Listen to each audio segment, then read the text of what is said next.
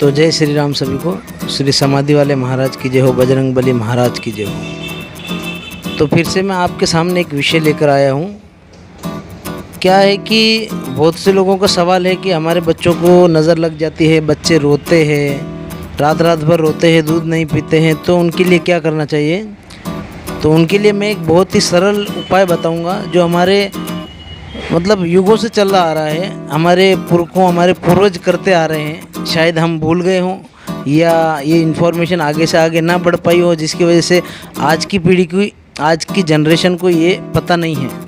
ठीक है, तो हम कुछ ऐसे ही नुस्खे टोटके आपसे शेयर करेंगे।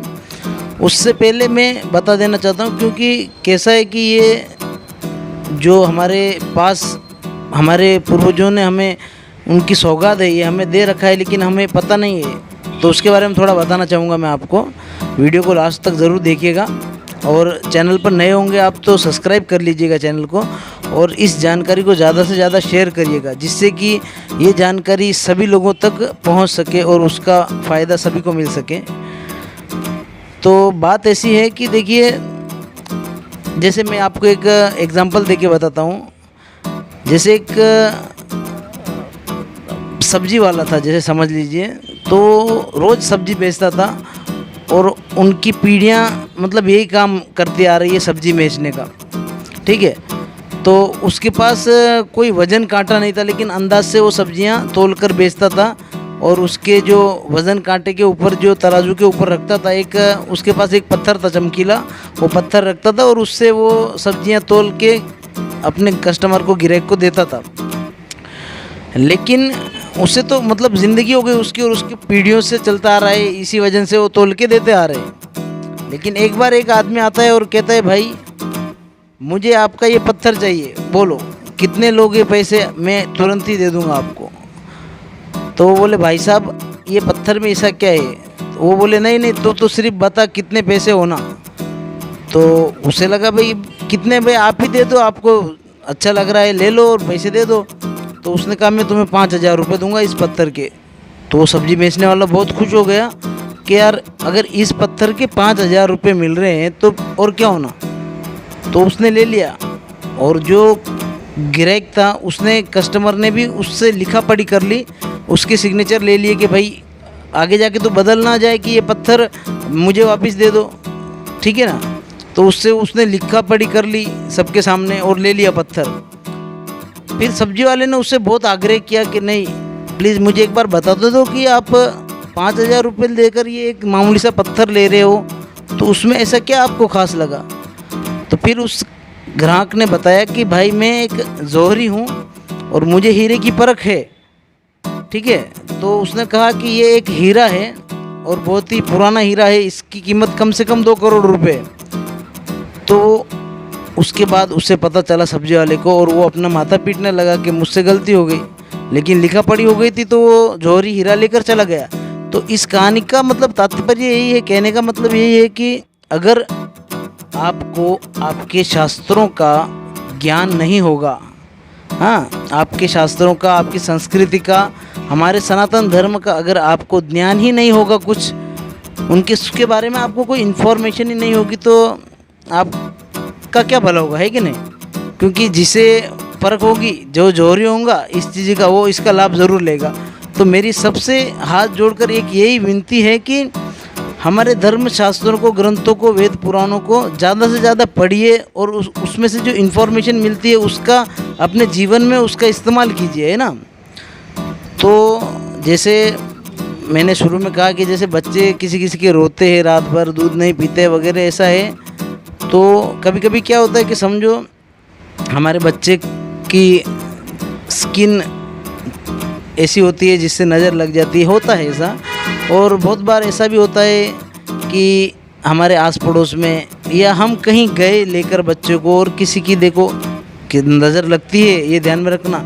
बहुत से लोग ऐसे होते हैं, औरतें, आदमी, नज़र लग जाती हैं, ऐसे उनकी प्रवृत्ति होती है तो वो नज़र लगा देते हैं। और या फिर हमसे कोई जलने वाला होता है तो हमारे ऊपर, हमारे बच्चों के ऊपर वो कुछ तंत्र क्रियाएँ कर देता है। आजकल के लोग इसका विश्वास करते नहीं हैं, उठते दौड़ते जाते डॉक्टर के पास। ठीक है, आप दवाखाने जाइए, डॉक्टर के पास जाइए, उसके लिए मैं मना नहीं करूँगा, लेकिन अगर आप थक हार गए हो तो फिर ये टोटका आप कर देख सकते हो, ठीक है। तो आपको करना क्या है, बहुत सिंपल विधि है, कुछ ज़्यादा नहीं करना है आपको, ठीक है। तो जैसे हमारे जो पूर्वज है करते आ रहे हैं, एकदम सिंपल विधि बताऊंगा मैं। सूखी मिर्ची होती है अपनी, सूखी मिर्ची मतलब पीसी हुई नहीं, अक्खी मिर्ची लेकिन सूखी साबुत मिर्ची। तो वो क्या करना है आपको, जैसे 2.5 मिर्ची लेना है, 2 और आधी। और जो नमक की डली आती है, हमारा जो पुराना पहले नमक आता था वो अक्खा नमक, उसकी भी मतलब 2.5 डली ले लेना है। जैसे 3 डली होंगी तो एक को थोड़ा तोड़ लेना है, 2.5 हो जाएंगी वो, ठीक है। और उसके साथ में आपको थोड़ी सी पीली राई ले लेनी है, उसमें ले लेना है थोड़ा सा। और फिर बच्चे के ऊपर से सर से लेकर पाँव तक आप 21 बार उसको उतार लेना है और उसे जला देना है, ठीक है। तो अगर उसमें से उसका मिर्ची का अगर बास नहीं आया, उसकी क्या बोलते हैं, मिर्ची की जो खुशबू होती है वैसी नहीं आई, तो इसका मतलब है कि आपके बच्चे को नज़र लग चुकी है। तो आपको क्या करना है, उस विधि को आपको मतलब 2-3 दिन तक लगातार करना है, उससे जो भी नज़र होगी वो हट जाएगी और आपका बच्चा अच्छा हो जाएगा, ठीक है। और जैसे और भी है एक विधि, और वो बता देता हूँ मैं आपको। सबसे सरल विधि है ये भी। आपको एक पानी वाला नारियल ले लेना है और उस नारियल के ऊपर 11 रुपये रखना है और आपके बच्चे के सर के ऊपर से 11 बार गोल घुमाना है, ऐसे उतार लेना है, ठीक है, 11 बार। और उसे हनुमान जी के उस नारियल को उतार लेना है और हनुमान जी के मंदिर में रख आना है कि हे बजरंगबली महाराज, आपसे ये निवेदन करता हूँ, मैं आपसे विनती करता हूँ कि मेरे बच्चे पे अगर कोई बुरी नज़र लग गई हो या उसे कोई तंत्र बाधा हो गई हो तो कृपया कर आप, ये बच्चा है और इस चीज़ को आप यहीं रख लीजिए आप पास आपके मंदिर में, इस चीज़ को आप यहीं रख लीजिए आपके मंदिर में और मेरे बच्चे को अच्छा कर दीजिए। तो प्रभु आपकी ज़रूर सुनेंगे और आपका बच्चा अच्छा हो जाएगा, ठीक है। सबसे अच्छी विधि।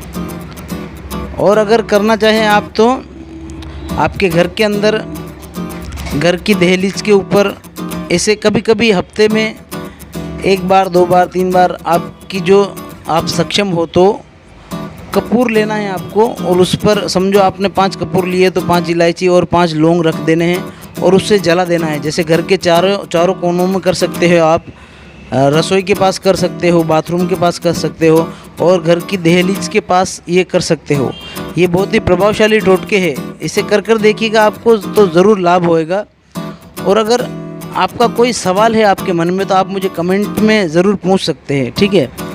तो अगर वीडियो अच्छा लगा हो आपको, देखिए मैं भी नया हूँ, मुझे जानकारी तो बहुत है लेकिन शायद मेरा बताने का तरीका किसी को पसंद ना आए। तो अगर आपको ये जानकारी अच्छी लगे तो चैनल को सब्सक्राइब ज़रूर करिएगा, लाइक करिएगा और शेयर करिएगा। तो जय श्री राम सभी को, जय महाराष्ट्र, जय भारत और सनातन धर्म की सदा ही जय हो, सदा ही जय हो, सदा ही जय हो।